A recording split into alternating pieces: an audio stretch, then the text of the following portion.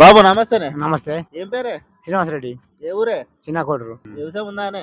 ఉంది 3 ఎకరాలు. ఏం పంటేసినవే? మక్కేసినా ఇప్పుడు సన్‌ఫ్లవర్ వేస్తా. రుణమాఫీ అయిందానే? ఇది కొంత అయింది, కొంత కాలేదు ఇక. కొంత అంటే అంటే కేసీఆర్ కూడా అయింది. ఇప్పుడు రేవంత్ రెడ్డి వచ్చినా కూడా రుణమాఫీ చేసే కదా. కాలే మాకు. అయ్యో, మరి ఇప్పుడు పథకాలు వస్తున్నాయి వస్తలేవా? ఏం పథకాలు ఒకటి అది చేసింది, ఏది జీరో బిల్లు, ఇంటికి current bill. Current bill zero bill వస్తుంది. కరెంట్ బిల్లు ఈ రేషన్ కార్డులు కూడా ఇచ్చా కదా. ఇప్పటికి అంతకుముందే సరే మీరు అన్నది అట్లా అంటలేను, అంటే కాని వాళ్ళకైతే ఇచ్చిండు. 10 ఏళ్ళ నుంచి ఇచ్చిండు. రేషన్ కార్డు లేకుంటే 10 అదే. ఏళ్ళ నుంచి రేషన్ కార్డు లేకపోతే రేషన్ కార్డు కూడా ఇచ్చా కదా.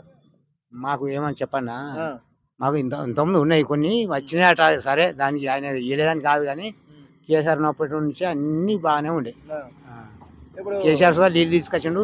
ఇవన్నీ నీళ్ళు నాకైతే ఇక్కడ నీళ్ళు ఉండడానికి కారణం అయితే కేసీఆర్. ఆ, ఇప్పుడు డబుల్ బెడ్రూమ్ అప్పుడు కేసీఆర్ ఇచ్చే, ఇప్పుడు రేవంత్ రెడ్డి ఏమో ఇందిరా మిల్లు ఇస్తుండు. మరి డబుల్ బెడ్రూమ్ మంచిగా ఉండేనా, ఇందిరా మిల్లు మంచిగా ఉన్నాయా? అదే సరే సరే మీరు ఏమనుకోకూరి, డబుల్ బెడ్రూమ్లు కొంచెం ఫెయిల్ అయినాయి. కాకపోతే ఏంటంటే సరే అది ఏదో దూరం అటు ఇటు పెట్టినాయి అని. డబుల్ బెడ్రూమ్స్ కొన్ని సక్సెస్ అయినాయి. సిద్దిపేటలో అటు ఉన్నాయి, అవి సక్సెస్ అయినాయి.